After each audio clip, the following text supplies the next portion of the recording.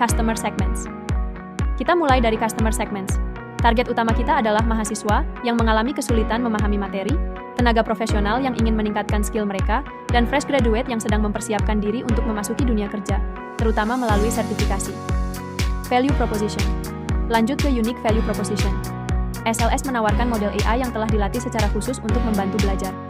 Fungsinya mencakup menjadi pembuat rangkuman otomatis, menjawab pertanyaan akademik, memberikan pemahaman materi melalui video pembelajaran yang tersertifikasi.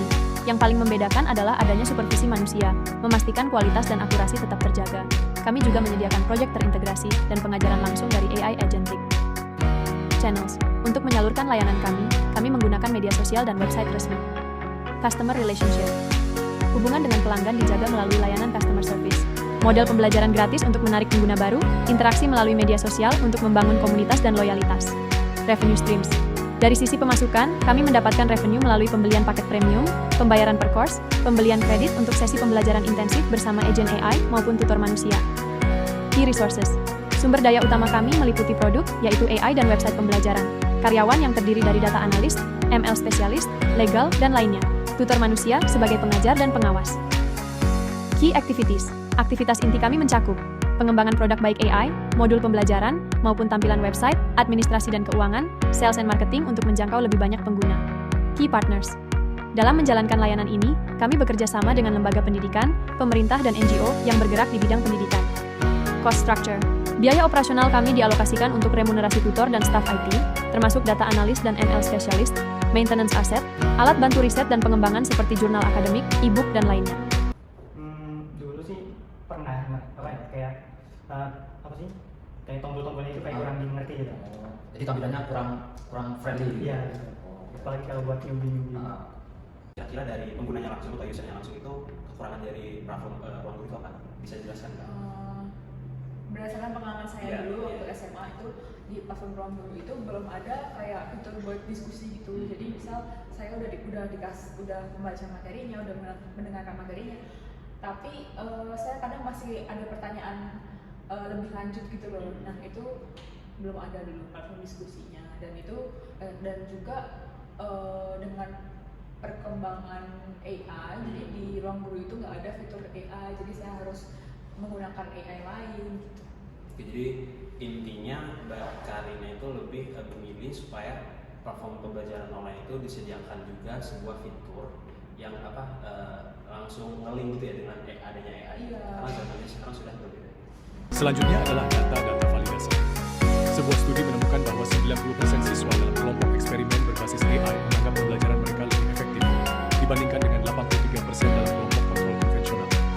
Siswa yang menggunakan AI menunjukkan kemudahan yang lebih tinggi dalam mengakses materi pembelajaran tambahan, 2% versus 72% untuk metode konvensional.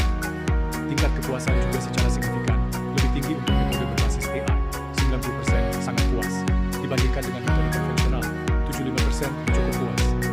Tingkat keterlibatan juga lebih tinggi di lingkungan pembelajaran yang terintegrasi ini, 85% dibandingkan dengan yang konvensional, 78%. Proses revisi. Setelah melakukan pitching bisnis kami untuk pertama kali, kami menyadari beberapa kelemahan fatal dari model bisnis SLS. 1. Kurangnya fokus perusahaan. Pada awalnya kami membayangkan konsep implementasi AI yang super komprehensif dan mutakhir, namun hal tersebut mengakibatkan kurangnya identitas produk. 2. Perencanaan yang kurang matang. Kami pada awalnya tidak mengira perusahaan ini akan memiliki biaya operasional yang cukup mahal dan konsep yang kompleks, sehingga sempat terjadi miskomunikasi dan perdebatan antara kelompok kami, yang akhirnya menyebabkan ide yang tidak menyatu di beberapa bagian, misalnya saja terkait analisis keuangan yang sempat salah. Merespon hal tersebut, kelompok bebek melakukan beberapa iterasi, antara lain melakukan simplifikasi ide bisnis, menentukan fokus dan juga sinkronisasi beberapa analisis yang belum koheren. Selanjutnya, prototype. Langkah pertama, pendaftaran. Pengunjung mendaftar di platform SLS. Proses pendaftaran melibatkan pengisian data pribadi dan pembuatan akun untuk mengakses materi yang tersedia. Langkah kedua, pemilihan materi. Setelah berhasil mendaftar, pelajar memilih materi kuliah yang ingin dipelajari. Pilihan ini dapat disesuaikan dengan kebutuhan dan minat masing-masing mahasiswa. Langkah ketiga, akses video pembelajaran. Kemudian mengakses video pembelajaran interaktif yang disediakan. Video ini dirancang untuk memberikan pemahaman yang lebih baik tentang materi kuliah. Langkah keempat, latihan soal dan diskusi. Selanjutnya, pengguna mengikuti latihan soal dan berpartisipasi dalam forum diskusi. Ini adalah kesempatan untuk menguji pemahaman dan berinteraksi dengan mahasiswa lain serta pengajar. Langkah kelima, umpan balik. Pengguna mendapatkan umpan balik dari tutor dan AI.